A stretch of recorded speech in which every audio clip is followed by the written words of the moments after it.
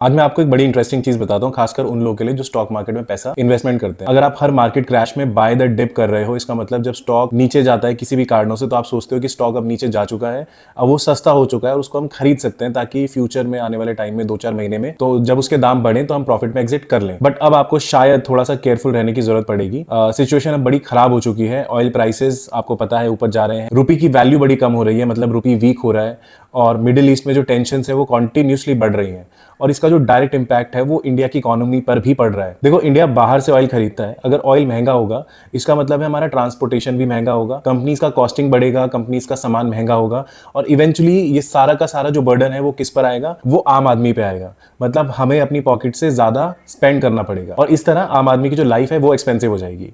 इसीलिए एक्सपर्ट्स भी बोल रहे हैं कि अगर आप ब्लाइंडली बाय द डिप कर रहे हो तो आपको सिलेक्टिव इन्वेस्टमेंट करने की बहुत ज्यादा रिक्वायरमेंट है। और सबसे बड़ी बात यह है कि जो फॉरेन के इन्वेस्टर्स हैं वो अब मार्केट में उतना एग्रेसिवली बाइंग नहीं कर रहे हैं, लेकिन जो रिटेल इन्वेस्टर है वो हर गिरावट में पैसा डाल रहा है ये सोच के कि थोड़े दिन में मार्केट नॉर्मल हो जाएंगी, वॉर रुक जाएगा, सिचुएशन कंट्रोल में आ जाएंगी, तो मेरा जो पैसा है वो ग्रो करेगा, जैसे कि कोविड-19 के टाइम पे हुआ था। हम अभी भी वही सिनेरियो लेके चल रहे हैं और यही सबसे बड़ा रिस्क है, क्योंकि पिछले कुछ सालों में लोगों को लगने लगा है कि मार्केट सिर्फ और सिर्फ ऊपर ही जाता है, लेकिन जियोपॉलिटिक्स और वॉर दोनों अलग चीजें हैं। ये सिर्फ हेडलाइंस नहीं है, ये डायरेक्टली इन्फ्लेशन, जॉब्स, प्रॉफिट और स्टॉक मार्केट को इफेक्ट करती है। बड़ा कुछ सेक्टर्स हैं जैसे फार्मा, डिफेंस और एक्सपोर्ट कंपनीज जो कि स्ट्रॉन्ग परफॉर्म कर सकती हैं, क्योंकि अभी की डेट में उन सेक्टर्स की ज्यादा रिक्वायरमेंट है।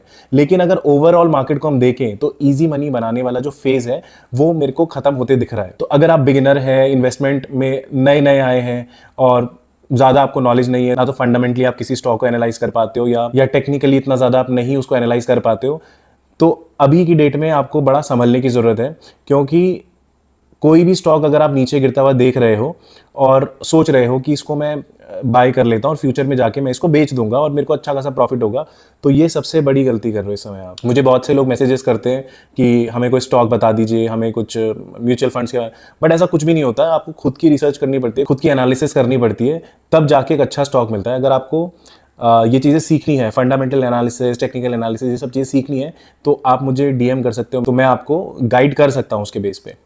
अगर आप इस चैनल पे पहली बार आए हो, मेरी वीडियो पहली बार देख रहे हो, तो आप प्लीज़ फॉलो कीजिए, अपने दोस्तों के साथ शेयर कीजिए। अगर आपको वीडियो अच्छा लगा लाइक कीजिए, सो दैट मुझे भी मोटिवेशन मिले कि मैं और नई वीडियो बनाऊँ, अच्छे टॉपिक से वीडियो बनाऊँ, आप लोगों को नॉलेज प्रोवाइड करता रहूँ। Thank you.